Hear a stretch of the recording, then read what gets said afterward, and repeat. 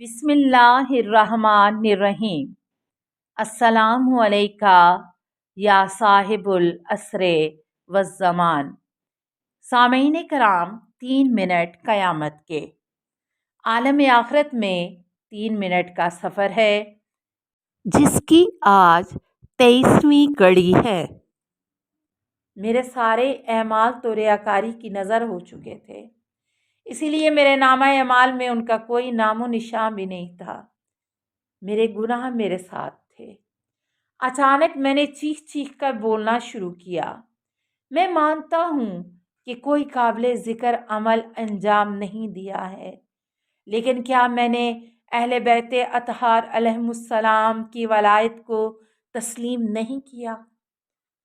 کیا میں خدا کے خالص بندے امام حسین علیہ السلام سے محبت نہیں کرتا تھا؟ کیا میں نے حضرت زہرا سلام اللہ علیہا کی مصیبت پر آنسو نہیں بہائے ہیں؟ میں نے دیکھا کہ فرشتے خاموش ہو گئے، کہنے لگے یہ بات آپ کی قابل قبول ہے، تمہارے نامہ اعمال میں ایک نورانی کرن موجود ہے، اور وہ کرن وہی ولایت اہل بیت اطہار علیہ السلام ہیں، ہم اس کو قبول کرتے ہیں۔ سوال نمبر 9۔ ہم نے سنا تھا بہشت اور اس کی نعمتیں عالم قیامت سے مخصوص ہیں، یہ کیسے ممکن ہے کہ کوئی قریب الموت تجربے میں اس بہشت کا نظارہ کرے؟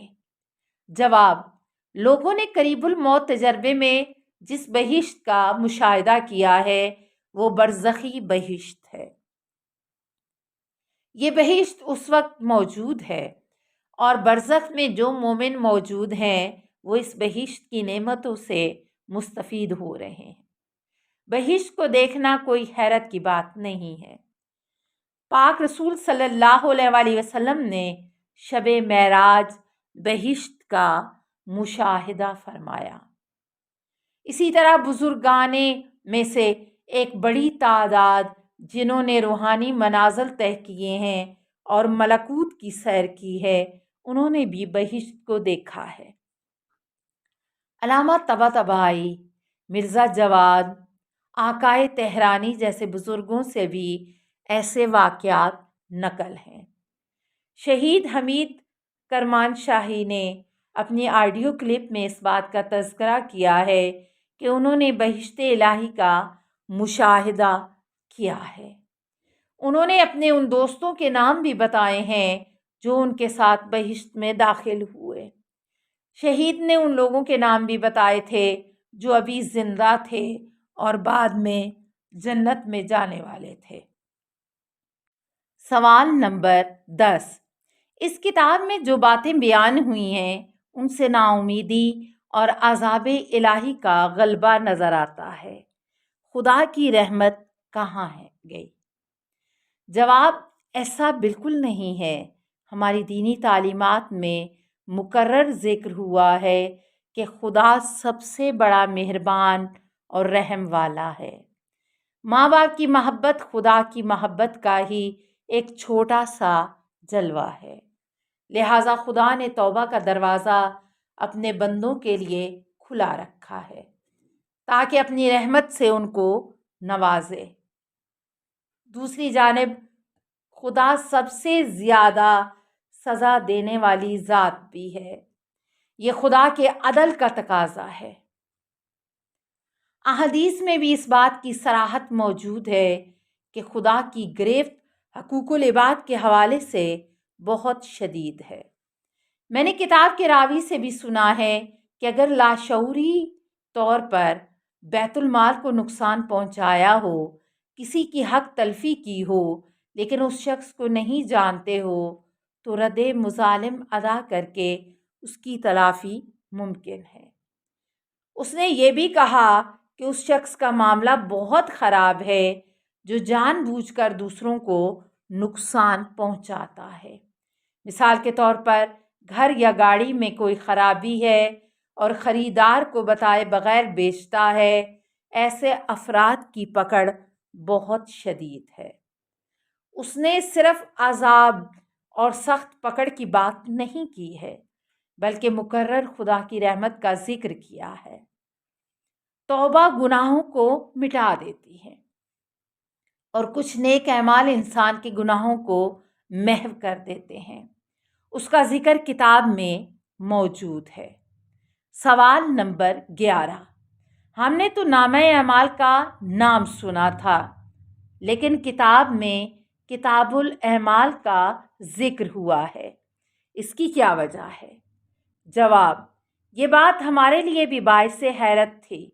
ہم نے بھی بچپن سے نامہ اعمال ہی سنا تھا، لیکن جب ہم نے قرآن کریم کی جانب دیکھا تو وہاں پر کتاب الاعمال ہی لکھا ہوا ہے۔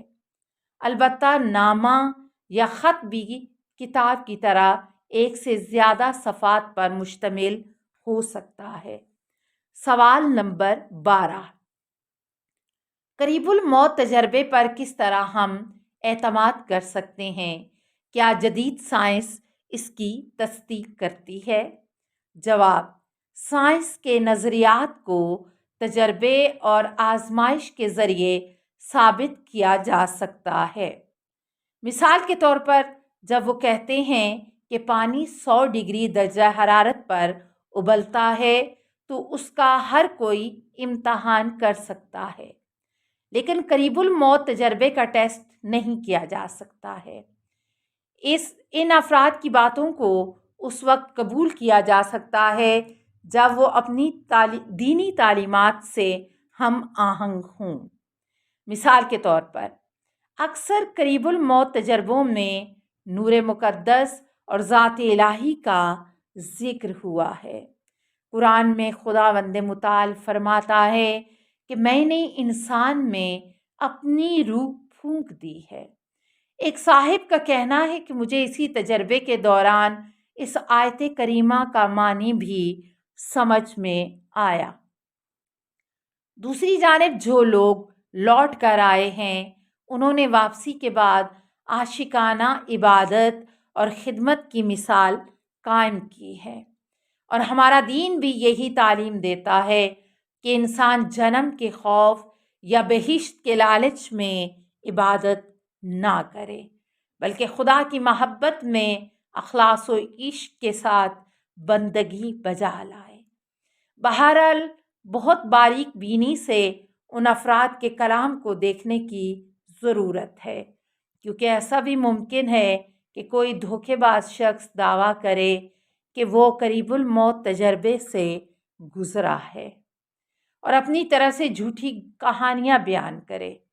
سوال نمبر 13، میری نظر میں یہ کتاب بہت اچھی کتاب ہے اور میں اس کے مندرجات کو قبول کرتا ہوں، لیکن نظریہ ولایت فقیہ جو جمہوریہ اسلامیہ ایران کا بنایا ہوا نظام ہے اس کو کتاب میں لانے کی کیا ضرورت تھی؟ اس سے کتاب میں سیاسی رنگ آ گیا ہے۔ جواب، یہ بات صحیح نہیں ہے کہ ولایت فقیہ کا نظریہ ایران کا بنایا ہوا ہے۔ یہ ایک تاریخی اور بنیادی فقہی موضوع ہے جس پر آغاز عصر غیبت سے گفتگو ہوتی رہی ہے۔ انقلاب اسلامی ایران سے بہت پہلے کی بات ہے۔ آیت اللہ بروجردی مسجد اعظم کی تعمیر میں مشغول تھے۔ اس مسجد کے اطراف کچھ مقبرے تھے جن کے مالک رکاوٹ کھڑی کر رہے تھے۔ آیت اللہ بروجردی نے ان مقبروں کو گرانے کا حکم دیا تو کچھ علماء نے اس پر اعتراض اٹھایا۔ آقا بروجردی نے بتایا کہ میں نے ولایت فقیہ کی بنیاد پر ایسا حکم دیا ہے تو علماء نے اس کو قبول کر لیا۔ گزشتہ 40 سال میں ہم نے دیکھ لیا ہے کہ جہاں پر بھی ایرانی عوام اور ہمارے حکمرانوں نے ولی فقیہ کے احکامات کی پاسداری کی ہے وہاں پر ہمیں کامیابی ملی ہے، اور جب بھی ہم نے حکم عدولی کی ہے ناکامی کا منہ دیکھنا پڑا ہے۔ اس بات کی ایران کے پہلے صدر یعنی بنی صدر نے بھی تائید کی ہے۔ بنی صدر دشمن کا اعلی کار تھا۔ وہ کہتا تھا کہ اگر آج امام خمینی زندہ ہوتے تو وہ امام خامنائی کی مدح سراہی کرتے، کیونکہ امام خامنائی نے ساری مشکلات، رکاوٹوں اور دشمنوں کے باوجود اس نظام کو سنبھال کر رکھا ہے۔ ایران کے بہت سارے جانی دشمنوں کی بھی یہی رائے ہے۔ البتہ یہی حقیقت پسند بننا چاہیے ہمیں۔ ہمارے ملک میں بڑے بڑے مسائل ہیں، لیکن جن امور کا تعلق مملکت کی رہبری سے، ان میں ہم نے خطے میں سب کو پیچھے چھوڑ دیا ہے۔ فوجی قدرت اور سیکیورٹی مسائل کی ایک مثال ہے۔ اب جب اقتصادی مشکلات کی بات پیش آتی ہے تو ماننا پڑے گا کہ اس کی ذمہ داری عوام کے نادرست انتخاب اور ملک کی حکومت پر عائد ہوتی ہے۔